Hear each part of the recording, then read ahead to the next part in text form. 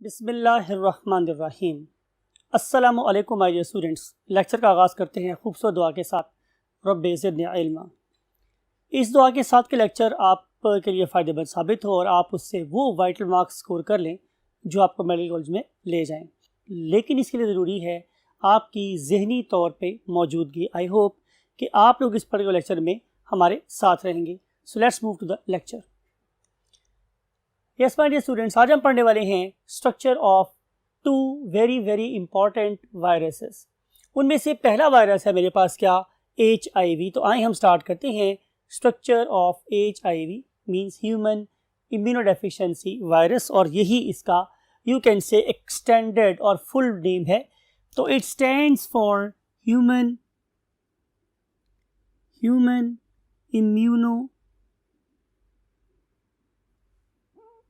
Immunodeficiency virus. तो यही basically इसका क्या है, एब्रीवेशन है। ये इस पर्टिकुलर वर्ड का एब्रीवेशन है हमारे पास HIV। नेम इंडिकेट कर रहा है कि ये इंसानों के अंदर इम्यून डेफिशिएंसी कॉज करता है, राइट। इसीलिए हम इससे कॉज होने वाली डिजीज को एड्स बोलते हैं। यानी कि बाय बर्थ इस ऑर्गेनिज्म का इम्यून सिस्टम बिल्कुल सही काम कर रहा था, लेकिन जब इस पर्टिकुलर ऑर्गेनिज्म के अंदर इन्वेड कर गया, दाखिल हो गया ये वाला virus that is called as HIV virus, तो उसने इस शख्स के इम्यून सिस्टम को शिकस्त दे दी, डिफीट कर दिया, और अब उसके पास इम्यूनो डेफिशिएंसी हो गई है। तो ये वायरस कहलाता है human immunodeficiency virus. You know very well my dear students, like other viruses, ये जो हमारे पास HIV है ये भी एक obligate parasite है। यानी कि it is mandatory, it is obligatory कि इस पर्टिकुलर वायरस को भी किसी और वायरस की तरह से अपनी रेप्लिकेशन के लिए, अपनी रिप्रोडक्शन के लिए, अपने नंबर को इंक्रीज करने के लिए किसी लिविंग सेल का सहारा लेना पड़ता है। तो हमारे पास ये जो वायरस है इसे सहारा चाहिए मेरे ख़ास किस्म के सेल्स का, जिन्हें हम लोग टी लिम्फोसाइट्स का नाम देते हैं। तो अगर इन पर्टिकुलर वायरसेस को मेरी बॉडी में आके ग्रो करना है तो उसके लिए ख़ास किस्म के लिम्फोसाइट्स का मेरी बॉडी में प्रेजेंट होना ज़रूरी है, राइट। अदरवाइज़ ये जो वायरसेस हैं ये मेरी बॉडी से बाहर इनएक्टिव फॉर्म में रहेंगे और इंडेफिनिट पीरियड के लिए एक्टिव रह सकते हैं, और जब कभी भी इन्हें दोबारा से कोई होस्ट अवेलेबल होगा तो ये किसी ड्रैकुला की तरह से दोबारा से ज़िंदा हो सकते हैं। तो माय डियर स्टूडेंट्स, देखना ये है कि ये वाला वायरस अगर मेरी बॉडी से बाहर है तो ये कैसा नज़र आएगा। तो पहली बात है माय डियर स्टूडेंट्स कि अगर इसकी जनरल सी बात की जाए तो ये रफली स्फेरिकल होता है। इसकी डिटेल्ड स्ट्रक्चर्स आ रहे हैं, हम नेक्स्ट बोर्ड में स्टडी करेंगे, डिस्कस करेंगे आप लोगों के साथ। तो ये रफली स्फेरिकल होता है, बिल्कुल गोल नहीं हो रहा है ये, और इसके ऊपर बहुत सारे स्पाइक्स भी कांटे से लगे होते हैं। अगर आप मुझे चाहते तो मैं बोलूँगा कि इसके ऊपर कुछ लॉलीपॉप लाइक स्ट्रक्चर्स लगे होते हैं। वो किस तरह से बनते हैं, किस चीज़ के बने होते हैं, डिस्कस करेंगे आप लोगों के साथ। लेकिन पहली बात तो ये है कि अगर मैं इन पर्टिकुलर वायरसेस को देखना चाहता हूं तो मुझे थोड़ा सा अंदाज़ा उसके साइज़ का होना चाहिए। तो वो साइज़ आपकी बुक ने कुछ यूँ लिखा हुआ है कि जो आप लोगों का HIV वायरस है ये 1 मीटर का 100 to 150 बिलियंथ पार्ट होता है। तो जाहिर है ये वाली चीज़ तो शायद अब अंडरस्टैंड करने में प्रॉब्लम हो रही है, तो हम इसको थोड़ा सा स्केल को नैरो करते हैं, हम आ जाते हैं 1 इंच पे। तो 1 इंच में 4 मिलियन HIV वायरस एक लाइन में लगाए जा सकते हैं। इसका मतलब ये होगा कि HIV वायरस 1 इंच का 4 मिलियंथ पार्ट है। मैं दोबारा रिपीट कर रहा हूँ आप लोगों के लिए कि 1 इंच में हम HIV वायरस एक लाइन में कितने प्लेस कर सकते हैं, तो आंसर है 4 मिलियन, राइट। तो इमेजिन कर सकते हैं इट्स इमेंसली स्मॉल साइज, कितना छोटा है। 1 इंच में 4 मिलियन रखे जा सकते हैं। अब कंपेयर करता हूं मैं इसको एक इकोलाई के साथ, बिकॉज के इकोलाई एक बैक्टीरियम है और उसकी विजुअलाइजेशन हमारे लिए ज़्यादा डिफिकल्ट नहीं है। तो इकोलाई को अगर आप इमेजिन कर रहे हैं, that is basically a rod shape bacterium, हम उसे नाम देते हैं क्या, बैसिलस का, एक बैसिलस है। तो उस बैसिलस का ये 1/12 होता है, यानी कि उसका 12वां हिस्सा होता है। तो एक इकोलाई के ऊपर हम 12 HIV वायरस प्लेस कर सकते हैं इन टर्म्स ऑफ लेंथ। तो अगर मैं इतनी छोटी चीज को देखना चाहता हूं, तो अगर मैं इतनी छोटी चीज को देखना चाहता हूं माय डियर स्टूडेंट्स, तो फिर उसके लिए क्या चाहिए होगा, जाहिर है मुझे कोई विजुअल एड चाहिए होगी। तो वो विजुअल एड क्या हो सकती है, लाइट माइक्रोस्कोप। तो आपको ये बात पता है कि हम मैक्सिमम जिस चीज को छोटे से छोटा देख सकते हैं अपनी लाइट माइक्रोस्कोप के साथ, वो क्या है, बैक्टीरिया। तो बैक्टीरिया से छोटी क्रिएशंस हमें लाइट माइक्रोस्कोप से नजर नहीं आती। तो चूंकि ये इकोलाई का भी 1/12 पार्ट है, तो हमारा HIV लाइट माइक्रोस्कोप से नहीं देखा जा सकता। इसका मतलब है जब ये यूज नहीं होगी तो फिर मुझे स्विच करना पड़ेगा टू द इलेक्ट्रॉन माइक्रोस्कोप। तो इलेक्ट्रॉन माइक्रोस्कोप में आप लोगों को इसकी ये शक्ल नजर आती है जो मैंने आपसे डिस्कस की थी कि इसके ऊपर एक रफ सा सफेरिकल है और सफियर है और इसके ऊपर बहुत सी न्यूमरस स्पाइक्स होती हैं। ये वही न्यूमरस स्पाइक्स किस चीज़ की बनी होती हैं और ये किस तरीके से अरेंज होती हैं, इसको अंडरस्टैंड करने के लिए we have to go to the next part of the board. Yes my dear students, आप लोगों से बात हो रही थी उस पर्टिकुलर व्यू की जो हमें इलेक्ट्रॉन माइक्रोस्कोप पे नजर आता है इस HIV वायरस का। तो आप देख सकते हैं माय डियर स्टूडेंट्स कि यहाँ पे सबसे बाहर एक ब्लू कलर का सर्कल है। ये बेसिकली क्या है, एनवेलप है या इस पर्टिकुलर वायरस की मेम्ब्रेन है। अगर आप अंडरस्टैंड करना चाहते हैं कि what is its chemical composition, तो it is basically a lipoprotein, right. तो ये वाली लिपोप्रोटीन जो कि बेसिकली वायरस की मेम्ब्रेन भी कहलाती है, ये वायरल एनवेलप भी कहलाती है, ये लिपोप्रोटीन की बनी होती है। इसके ऊपर कोशिश की है मैंने सेम कलर रखूं, अगर मैंने यहाँ ब्लू रखा हुआ है तो मैंने यहाँ भी इसको ब्लू ड्रॉ किया हुआ है। और अगर आप स्पाइक्स की बात करें तो दे आर 72 इन नंबर। तो मैंने इसके ऊपर ये जो लॉलीपॉप लाइक स्ट्रक्चर्स हैं उनको भी यहाँ ड्रॉ कर दिया है, राइट, जिन्हें हम स्पाइक्स से नाम देते हैं। If we count their number तो दे आर 72। तो इन पर्टिकुलर स्पाइक्स को अगर देखा जाए तो ये फर्दर 2 यूनिट्स पे कंपोज करते हैं लाइक अ लॉलीपॉप।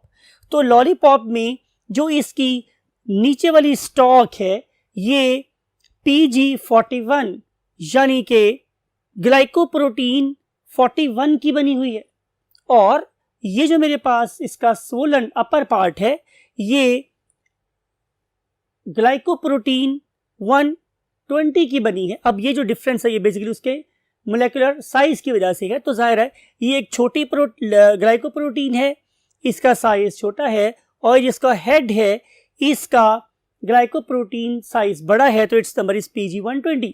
तो इन दो चीज़ों के मिलने से ये स्पाइक्स प्रोड्यूस होती हैं कि जो बेसिकली इस पर्टिकुलर वायरस के लिए अडेरेंस प्रोवाइड करती है, इसको चिपकने का मौका फराहम करती हैं। किसके साथ, CD4 receptor of human cells के साथ। और अगर ये वाली स्पाइक्स नहीं होंगी तो हमारा CD4 रिसेप्टर इसके ऊपर नहीं चिपकेगा, इससे अटैच नहीं होगा। तो इस पर्टिकुलर वायरस के लिए इन 72 स्पाइक्स की प्रेजेंस बहुत ही ज़्यादा ज़रूरी है, राइट माय डियर स्टूडेंट्स। तो ये तो हो गई हमारे पास बात अब तक की एनवेलप के और उसके कंपोनेंट्स के बारे में। अगर हम इसके इनसाइड मूव करते हैं तो हमें यहाँ पे एक और मेम्ब्रेन नजर आती है जिसे हम नाम देते हैं मैट्रिक्स। इसका नाम कहते हैं स्टूडेंट्स मैट्रिक्स। और ये जो मैट्रिक्स है ये जस्ट बिलो किसके, मेम्ब्रेन के नजर आता है हम लोगों को। और इसको मैंने कोशिश की है कि अगर यहाँ ब्लैक लिखा है तो मैं इसको ब्लैक से ही ड्रॉ करूँ, you can see over here. और इसका जो प्रोटीन नंबर है ये क्या है, 17। तो ये प्रोटीन्स की बनी होती है। फिर अगर मैं देखूं तो इसके अंदर फर्दर मेरे पास एक और एनवेलप टाइप चीज मौजूद है, राइट, समवेयर हियर। हमें इसकी बात करूं, इसके टाइप की है तो लेकिन इज प्रेजेंट ओवर हियर। इसको मैं शक्ल देखूंगा समथिंग लाइक अ बुलेट, एक गोली की तरह से होती है। Means to say you can also make a picture of some again bacillus, किसी बैसिलस की तरह से, हाँ इसके एजेस जो हैं वो ज़रा स्क्वायर हैं। तो ये किसका बना हुआ है? एक और प्रोटीन का बना हुआ है जिसे हम लोग P24 के नाम से जानते हैं। ये वाली P24 प्रोटीन इसको फर्दर आइसोलेशन देती है from rest of the viral you can say structures, और इसके अंदर प्रेजेंट होती हैं 4 चीज़ें।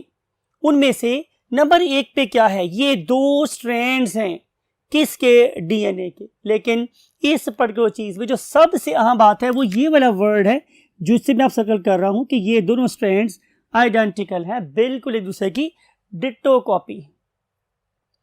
इस पर्टिकुलर स्ट्रैंड को ये वाला ऑर्गेनिज्म यूज करता है टू मेक कॉम्प्लीमेंट्री डीएनए, और फिर इस कॉम्प्लीमेंट्री डीएनए से हम बनाते हैं नॉर्मल डीएनए, जो फिर जाके हमारे सेल्स के अंदर इनकॉर्पोरेट भी हो सकता है और हमारे डीएनए के बाहर से बैठ के हमारी एक्टिविटीज को रेगुलेट भी कर सकता है। लेकिन बहरहाल एट दिस मोमेंट हम सिर्फ ये बताना चाहते हैं कि इसके पास 2 identical strands of DNA present होते हैं। इन पर्टिकुलर स्ट्रैंड्स को हम लोगों ने यूज करना है टू मेक फर्दर कॉपीज, और उस पर्पज के लिए अल्लाह रब्बुल इज्जत ने इन्हें 3 डिफरेंट किस्म के एंजाइम्स दिए हैं। Number 1 is reverse transcriptase, number 2 is integrase, यानी कि आप फिर अगेन वही बात है, कोरिलेट करें चीजों को। तो यहाँ पे जो रेड डॉट्स हैं ये इंटीग्रेज एंजाइम की पैकिंग को रिप्रेजेंट कर रहे हैं। जो रिवर्स ट्रांसक्रिप्टेज हैं वो यहाँ पे ये ब्लैक किस्म के सफियर्स हैं जिनके अंदर पैक है ये वाला enzyme known as integrase. And finally protease, आपको पता है कि ये सारे के सारे एंजाइम चाहिए होते हैं इन्फेक्शन से लेके कॉपी बनने तक। तो अल्लाह रब्बुल इज्जत ने तो इसे एक कंप्लीट पैकेज दिया है जिसके अंदर हर किस्म की फैसिलिटी अवेलेबल है, इन्फेक्शन से लेकर इन्वेजन तक, और इन्वेजन से लेकर डीएनए पेनिट्रेशन तक, और डीएनए पेनिट्रेशन से लेकर अपनी कॉपीज बनवाने तक के सारे जो लवाजमात हैं, फैसिलिटीज़ हैं, वो इस छोटी सी नैनो पार्टिकल्स के अंदर मौजूद हैं जिसे हम इलेक्ट्रॉन माइक्रोस्कोप से देख सकते हैं, और जिसकी 1 इंच में 4 मिलियन कॉपीज लग सकती हैं। आर्किटेक्चर ऑफ ऑलमाइटी अल्लाह को ज़रा सोचें। तब तक हम मूव करते हैं last part of the board पे। यस माय डियर स्टूडेंट्स, मुझे उम्मीद है कि अभी आप अल्लाह रब्बुल इज़्ज़त की जो आर्किटेक्चर है जिसके ऊपर मैंने आपको गौर व खौस करने के बारे में, सोचने के बारे में कहा था, अभी आप उसमें गुम होंगे कि हम आप लोगों को अल्लाह ऑलमाइटी के एक और क्रिएशन से मुलाकात करवाते हैं, और वो क्रिएशन है फ्लू वायरस। आइए देखते हैं कि हमारे पास फ्लू वायरस कैसी चीज़। Number 1 you know my dear students के लाइक HIV वायरस ये भी एक रेट्रो वायरस है, और आपको पता है कि हम उन तमाम वायरसेस को रेट्रो वायरस कहते हैं जिसके अंदर DNA हेरिडिटरी मटेरियल नहीं होता बल्कि RNA हेरिडिटरी मटेरियल होता है, राइट। और आपको पता है कि जिस किसी वायरस के अंदर RNA हेरिडिटरी मटेरियल होता है उसमें एक और चीज़ रिवर्स ट्रांसक्रिप्टेज भी ज़रूर मौजूद होता है, जिसे कि हम ज़ाहिर HIV वायरस वाले केस में भी स्टडी करके आ चुके हैं। तो हम देखेंगे next thing and that is the morphology.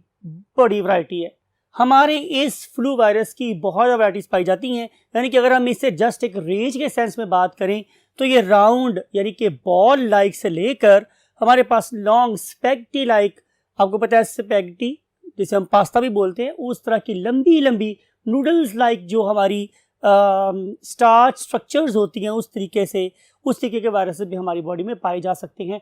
So there is a huge diversity in the terms the shapes and types and varieties of the flu viruses. अभी हम फर्दर देखेंगे कि अल्लाह रब्बुल इज़्ज़त ने इसको अपनी शक्लें बदलने के लिए और किन किन खूबियों से नवाजा हुआ है। अगर आप देखें तो आपको मॉर्फोलॉजी में, स्ट्रक्चर में सबसे बाहर HIV की तरह से यहाँ पर भी लिपिड की बनी हुई कोट नजर आएगी, और जाहिर है it is a envelope of the viruses. फिर अगर आप उसके कोट से अंदर घुसेंगे तो आप लोगों की मुलाकात होगी उसके कोर के साथ। तो कोर के अंदर हमारे पास प्रेजेंट है जीनोम। जाहिर है जीनोम क्या होगा? RNA। लेकिन उसके साथ साथ जो बड़ी इंपॉर्टेंट बात है वो ये है कि इसमें 5 different types of viral proteins होती हैं। आप लोगों के सिलेबस में बस इतना ही है कि इसके अंदर 5 डिफरेंट वायरल प्रोटीन्स हैं। आप लोगों को इन वायरल प्रोटीन्स के नाम याद करने की ज़रूरत नहीं है। It is beyond the scope of your syllabus, right. फिर आप लोगों ने दूसरी अहम बात याद रखनी है, वो ये कि इसके अंदर 8 पीसेज ऑफ DNA होते हैं। यहाँ पे भी आपने जो नंबर है 8, इससे आपने अपने माइंड में बहुत ज़्यादा जगह देनी है और आपने इसको क्रैम करना है, रट्टा मारना है, याद करना है कि कितने पीसेज ऑफ RNA होती हैं। तो answer is 8 pieces of RNA होते हैं। और आपको पता है कि हर एक RNA की क्या खूबी है कि उसके ऊपर एक specific sequence of amino acid होगा और उस पर्टिकुलर स्पेसिफिक अमाइनो एसिड के सीक्वेंस से हमारे पास 2 वायरल प्रोटीन्स बनती हैं। ये भी एक इम्पॉर्टेंट इंफॉर्मेशन है जो आप लोगों ने यहाँ से यहाँ रिलेट करनी है, ये कि कितने हमारे RNA के स्ट्रैंड्स हैं और वो हमें कितनी प्रोटीन्स बना के दे रही हैं। तो answer is they will provide us just 2 different types of viral protein, sorry, right. ये वो इंफॉर्मेशन है जो आप लोगों ने अपने माइंड्स में रखनी है, इनके नंबर, इनके स्ट्रक्चर्स और इनके you can say number of RNA strands वगैरह। और आप अपनी बुक का अगर पेज नंबर 1/7 देखें तो आप लोगों को इस पर्टिकुलर पेज पर 1/7 पे आपको नॉट ओनली फ्लू वायरस का स्ट्रक्चर मिलेगा बल्कि आप लोगों को HIV का स्ट्रक्चर भी वहाँ पर मिल जाएगा। तो ये दोनों चीज़ें आपने बहुत ध्यान से अंडरस्टैंड करनी है और इसकी लेबलिंग्स को याद भी करना है। जब आप पेज 108 पर मूव करते हैं तो हम आ जाते हैं एक नए टॉपिक की तरफ, और वो नया टॉपिक क्या है? Parasitic nature of viruses. मैंने आपको याद है बताया था कि ये वाले वायरसेस ऑब्लिगेटरी पैरासाइट है। इसका क्या मतलब? इसका मतलब यह है कि they will behave as non-living entities or creatures outside the living cell। लेकिन जब लिविंग सेल के अंदर आएंगे तो फिर डेफिनेटली वो एक लिविंग एंटिटी के तौर पे अपने आप को एक्सप्रेस करेंगे। लेकिन अल्लाह रब्बुल इज़्ज़त ने क्या किया हुआ है, हमें हमारी बॉडी को या बैक्टीरिया की बॉडी को या प्लांट बॉडीज को इन वायरसेस से बचने के लिए डिफरेंट किस्म के सिस्टम्स दिए हैं जिन्हें हम लोग first line of defence, second line of defence and third line of defence of immune system कहते हैं। हमारे यहाँ यू कैन से डिफेंस के 3 हिसार हैं, 3 यू कैन से बाउंड्रीज हैं। लेकिन ये viruses they are so clever कि वो इन तीनों डिफेंस लाइंस को क्रॉस करते हुए, उन्हें चकमा देते हुए, उन्हें चीट करते हुए भी हमारी बॉडी में जा सकते हैं। आइए देखते हैं कि इन वायरसेस के पास वो कौन कौन से मेथड्स हैं या वो किन किन तरीकों को इस्तेमाल करते हैं हमारे इम्यून सिस्टम को चकमा देने के लिए। तो मेथड नंबर 1, पहला मेथड उन्होंने क्या यूज़ किया हुआ है कि जिन वायरसेस के पास कैप्सूल्स हैं या उस पर लगी हुई क्या कहते हैं स्पाइक्स हैं या उनके ऊपर जो कोट्स हैं, उन्होंने क्या किया हुआ है, उन्होंने अपने उस कोट को इस तरीके से मॉडिफाई कर लिया है कि जो हमारे स्पेसिफिक किस्म के फेगोसाइट्स हैं वो उसके इन अकॉर्डेंस हैं ही नहीं। जब वो उनके इन अकॉर्डेंस नहीं होंगे तो ये वाले हमारे फेगोसाइट्स वो इनके साथ एक बॉन्ड नहीं बनाएंगे, वो इनके साथ एडेरेंस नहीं डेवलप करेंगे, वो इनको एनगल्फ नहीं करेंगे, मीन टू से कि वो उनकी पकड़ से आज़ाद होंगे।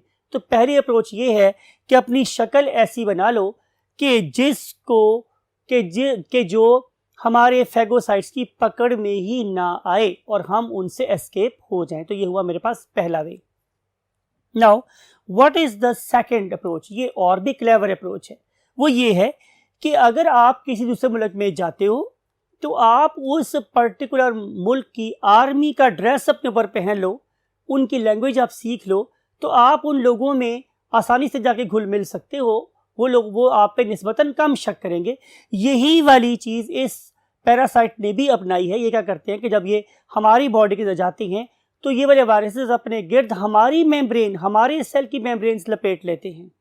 तो अगर ये ऐसा करेंगे तो मेरे डिफेंडर्स, मेरे फेगोसाइट्स, मेरे किलर सेल, मेरे हेल्पर सेल्स, बड़ी लंबी डिटेल है हमारी इम्यून सेल्स की, वो ना तो इसको पहचान सकेंगे, ना इसे पकड़ सकेंगे और ना ही इसके अगेंस्ट हमला कर सकेंगे। तो ये एक सेकंड अप्रोच है। फिर मेरे पास अप्रोच जो है वो और समझने की ज़्यादा क्लेवर है कि अगर मेरे पास मैं इस जगह पे भी ट्रैप हो गया हूँ और मैं इस जगह पे भी ट्रैप हो गया हूँ तो फिर क्या करो? फिर आप एक और इंटेलेक्ट, एक और अकल इस्तेमाल करो और क्या करो कि अपनी एंटीजेंस के वेरिएंट्स बना लो। क्या फ़ायदा होगा? जितनी ज़्यादा किस्म की आप लोगों के पास एंटीजेंस होंगी तो मार्केट में प्रेजेंट पहले से मौजूद एंटीबॉडीज यानी कि वैक्सीन्स वो उसको आइडेंटिफाई नहीं करेंगी और ये वाली एंटीबॉडीज इस पर्टिकुलर एंटीजेनिक वेरिएंट के अगेंस्ट क्या हो जाएगी, इनइफेक्टिव। इसकी बेस्ट एग्जांपल हमारे पास इन्फ्लुएंजा या फ्लू वायरस ही है। ये वाला इन्फ्लुएंजा वायरस या फ्लू वायरस आप देखते हो कि हर साल हमें लगा होता है नज़ला ज़ुकाम, हर साल में नज़ला ज़ुकाम होने की बेसिक रीज़न क्या है कि हर दफ़ा एक नई वैरायटी ऑफ वायरसेस प्रोड्यूस होते हैं। वो नई वैरायटी ऑफ वायरसेस मेरी बॉडी में पहले से मौजूद पिछले साल की बनी हुई एंटीबॉडीज से डिफरेंट होते हैं, तो वो वाली antibodies in newly formed variants of antigens को कैप्चर नहीं कर सकती। यही वाली चीज़ हमारे HIV के पास भी है कि वो बहुत तेज़ी से अपनी वेरिएंट्स को बदलता है। देयरफॉर आज तक हम HIV के ख़िलाफ़ भी कोई ज़्यादा कामयाब वैक्सीन या एंटीबॉडी कल्चर डेवलप नहीं कर सके। तो यू कैन सी कि किस तरीके से जो हमारे डिफरेंट वायरसेस हैं वो अपने अंदर क्लेवरली चेंजेस लाते हैं और हमारे इतने ज़्यादा इफेक्टिव और इतने ज़्यादा मल्टी सेलुलर इम्यून सिस्टम को धोखा दे देते हैं। Last but not the least वो ये है कि हमारे वायरस की और हमारे होस्ट की आपस में क्या रिलेशनशिप है। मैंने को बता दिया है कि ये ऑब्लिगेटरी रिलेशनशिप है कि वायरसेस को अगर जिंदा होना है तो वो किसी प्लांट के सेल में, किसी बैक्टीरिया के सेल में या किसी एनिमल के सेल में ज़रूर जाएंगे। अगर वो उसमें नहीं गए तो वो उसकी बॉडी से बाहर है, वो इनडेफिनेट टाइम तक इनएक्टिव रह सकते हैं। ये तो हुई आप लोगों से बात ये वाली बात। लेकिन वायरसेस के बारे में एक बहुत बड़ी यूनिक सी चीज़ है कि वायरसेस बड़े चूजी होते हैं, बड़े सेलेक्टिव होते हैं। वो उनकी जो यू कैन से सिलेक्शन है वो डिफरेंट लेवल पे हो सकती है। मिसाल के तौर पे कि जो सर्टन वायरसेस हैं वो मेरे स्पेसिफिक सेल्स को ही जाके अटैक करते हैं। इसकी जो बेस्ट एग्जांपल है वो HIV वायरस है। और ये जो हमारे पास HIV वायरस है ये जाके हमारे ब्लड में से सिर्फ एक किस्म के सेल्स को, जिन्हें कि हम लोग T लिम्फोसाइट्स बोलते हैं, किलर सेल्स बोलते हैं, ये जाके सिर्फ और सिर्फ उनको ही अटैक करते हैं। Perhaps during the course of evolution they have learned कि अगर मैंने एक सक्सेसफुल पैरासाइट बनना है तो मुझे इस मल्टी सेल ऑर्गेनिज्म के किन सेल्स को अटैक करना चाहिए, तो मैं जल्दी से एक you can say dominant intruder बन सकता हूँ। फिर दूसरी बात ये है कि they have preferred ways of penetration. ये वेज ऑफ पेनिट्रेशन के लिहाज से भी बड़े सेलेक्टिव हैं। फॉर एग्जांपल कि बहुत से ऐसे वायरसेस होते हैं कि जो मुंह के ज़रिए भी जा सकते हैं, फूड के ज़रिए भी जा सकते हैं। लेकिन फॉर एग्जांपल एक ऐसा मेरे पास वायरस है कि जो मेरे स्टमक के किसी स्पेसिफिक सेल पे जाके अटैक करता है या स्टमक के सेल्स ही उसका टारगेट है, तो क्या होगा? मुमकिन है ये वाला वायरस मैं इनहेल कर लूँ फॉर एग्जांपल, तो कोई फर्क नहीं पड़ेगा। उस पर्टिकुलर वायरस का टारगेट मेरी ट्रेकिया के सेल्स नहीं है तो उन्हें कुछ भी नहीं कहेगा। लेकिन जब ये वाला वायरस मेरी फूड के साथ, मेरे वाटर में, मेरी चाय के साथ, व्हाटएवर द केस में भी इंजेस्ट होके मेरे स्टमक तक पहुंचेगा, तो मेरे स्टमक के यू कैन से जो एंजाइम सिस्टम है, जो एसिड सिस्टम है, वो उसकी डाइजेशन करेगा और फिर वहाँ पे जाके हमारा जो वायरस है वो एक्टिवेट हो जाएगा। तो इस लिहाज से वो अपनी स्पेसिफिक जगह को पे पहुँचने के लिए हमेशा स्पेसिफिक चैनल का इस्तेमाल भी करते हैं। और आखिरी आज की बात ये है कि बहुत से ऐसे मेरे पास वायरसेस होती हैं कि जो हर सेल को, अगर उन्हें स्पेसिफिक सेल भी मिल जाए तो वो वाला सेल भी उन्हें किसी ख़ास एज पे चाहिए। आप लोगों की तरह से और मेरी तरह से इन्हें भी यंग सेल्स अच्छे लगते हैं। They prefer to have young cells, right. तो ये क्या करेंगे कि ये किसी बहुत बूढ़े सेल को के ऊपर अपनी एनर्जी ज़ाया नहीं करेंगे। उन्हें पता है कि इस पर्टिकुलर सेल तो थोड़े से के बाद मर जाना है, तो they don't want to infect that cells. वो हमेशा उस पर्टिकुलर सेल को इस्तेमाल करते हैं कि जहाँ पे उनको ज़्यादा से ज़्यादा एनर्जी सोर्स मिल सकता हो, जहाँ पे वो अपने रेप्लिकेशन रेट को मैक्सिमाइज कर सकते हो, जहाँ पे वो अपने नंबर को इंक्रीज करके उस पर्टिकुलर सेल की लाइसिस के रिजल्ट में ह्यूज नंबर ऑफ वायरसेस को रिलीज कर सकते हो। तो नाउ यू कैन सी कि अल्लाह ने इन छोटी सी क्रिएशन को भी कितनी ज़्यादा विजडम या अकल दी हुई है। तो फिर आप सोचें कि फ़बअय्यि आलाइ रब्बिकुमा तुकज़्ज़िबान, अगर आप पैरासाइट होते तो आपके लिए अल्लाह ताला ने कितनी नेमतों का इंतज़ाम किया हुआ है। इस दुआ के साथ कि आप अल्लाह की आर्किटेक्चर को समझने में कामयाब हों और उससे आप अल्लाह तक पहुँचने में कामयाब हों। I want to say you अल्लाह हाफ़िज़।